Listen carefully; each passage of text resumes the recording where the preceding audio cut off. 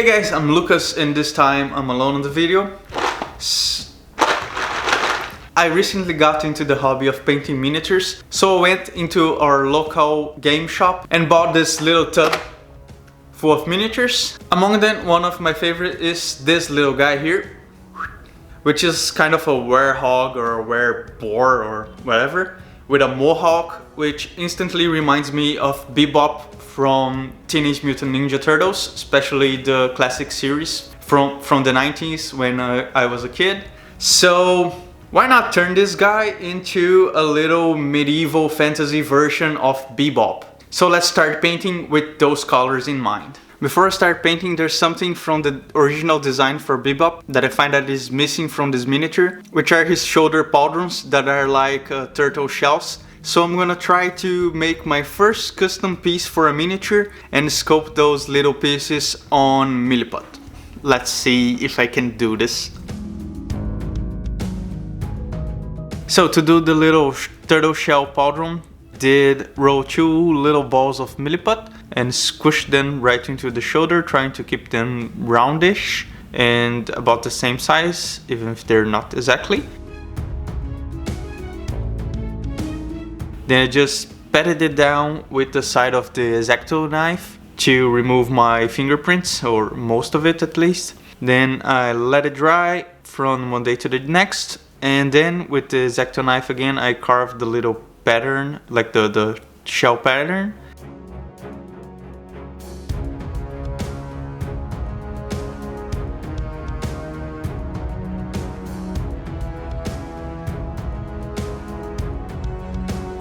And did a little worm of Milliput and put a round to be like that rounded border that you usually have on the cartoon design.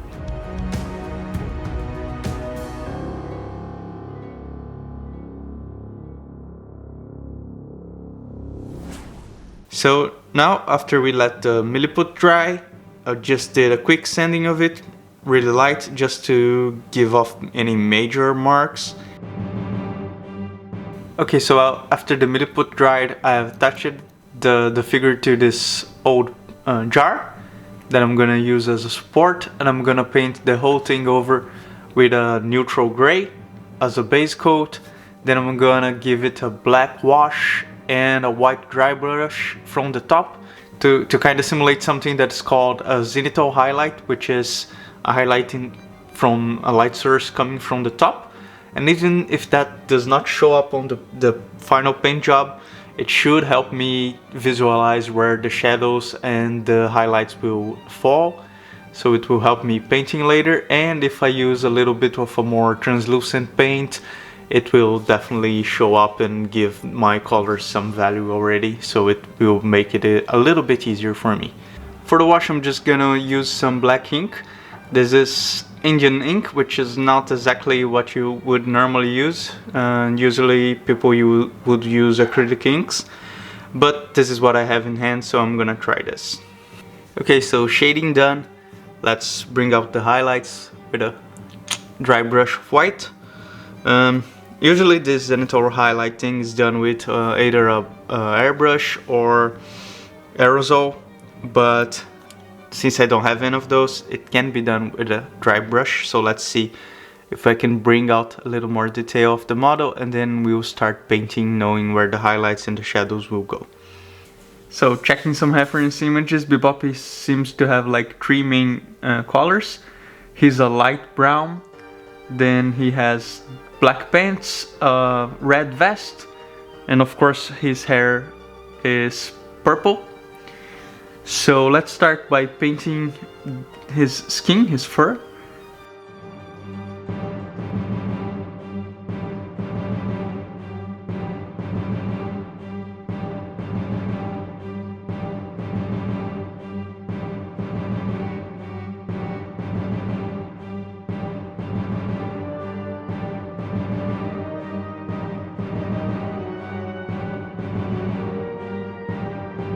At this point Lucas forgot to keep talking, so let's narrate this a little bit using this Google Voice, haha.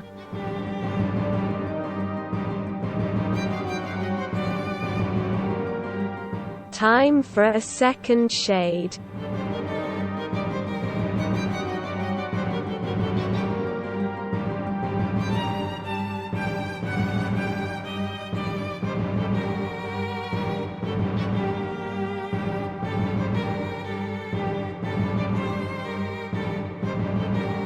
Time for some details in red.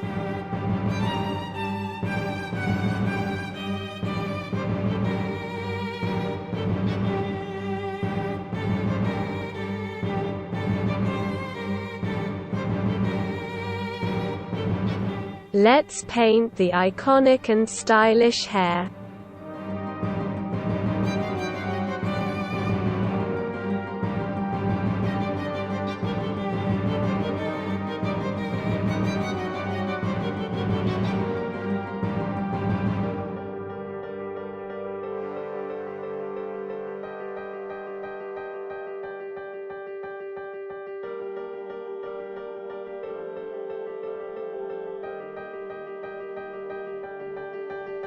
Some green for the shoulder pads.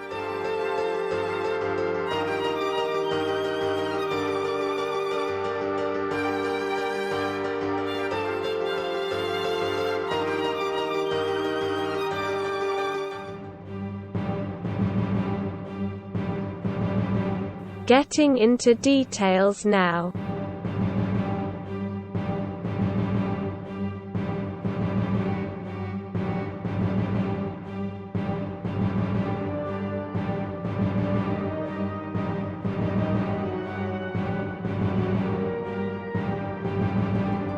And some wash to give it a little more depth.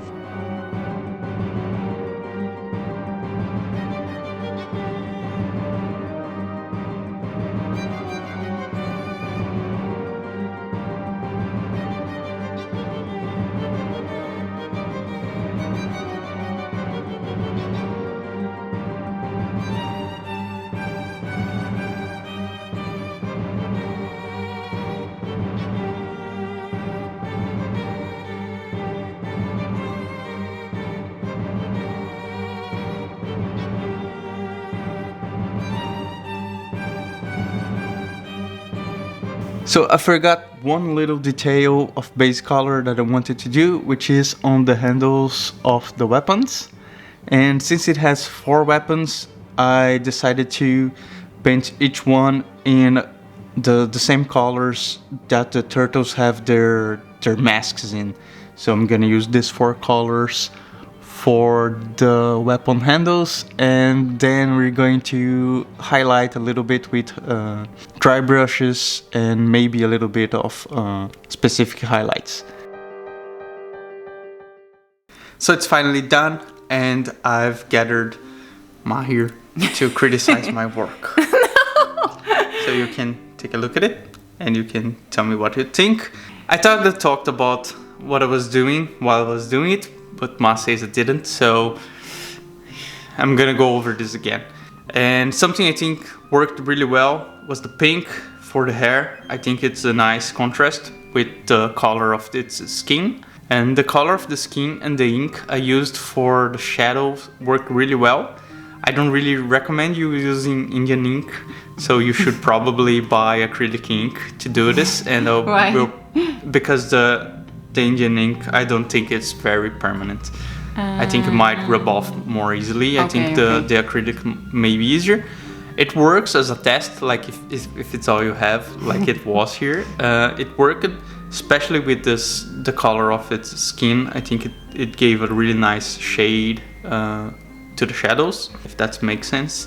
The turtle shells on the shoulders worked better than I was expecting. I think one of them turned better than the other, but that's okay. It was the first time I did something like this, so yeah, I'm happy enough. I also liked the color of the handles for the weapons, especially the ones on the back here. It really popped because it's a very different color than everything else. Overall, I think I really like it. It has a decent amount of contrast. You look at it, it kind of pops. It's not blurry. You can see the details, and I did like it. There are a few rough spots. Sometimes the ink bled over some areas, and I think I need to work better on my metals. they're decent, but they could have more highlights to look like they're more shiny. But overall, I think was a good try. I think it looks like Bebop. I think it's pretty cool. I kind of wish I had like 4 turtle miniatures in this style, so I could do it. I could do them.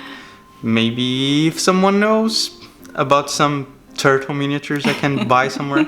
Yes, I think it was a really great job. My favorite part are the little weapons on the backside. Yeah, the weapons on the back turn out really good. I like this rope around the waist as well. I think maybe you still need to do a little bit more of highlight dry brushes. We were seeing some other YouTube videos and they do like 3 layers of highlights, yeah, and the last layer is very, very, very dry brush, and they use like white just to be like the little edges of the parts. Depends on what you're painting. Yeah, of course. The problem with that, it's that I do follow some mini painters as well, but the ones we usually watch together, they do this on bigger figures. Oh, okay. So it's a lot easier. Yes. It's kind of hard to do dry brush on such a small figure because it's hard to control the brush. So you end up with paint everywhere while you just want it on the little thing that is that color. But it does work. I did some dry brushing over a lot of things like the hair, the shoulder, the pauldrons. You still need a little bit of more contrast. Yeah, maybe. Not in between the parts, but in the parts in the themselves. part itself. Yeah. But that's gonna be maybe something to improve for the next. I still have quite a lot of miniatures on the tub I showed you guys on the beginning of the video, so I might pick up another one from there and maybe make another video if you guys like this. And I think that's it. I hope you guys liked it. Leave a comment if you know where I can buy Ninja Turtle figures, especially if they're like medieval in that style. Maybe I'm just gonna have to learn 3D software and do them myself. I don't know. I probably cannot do this.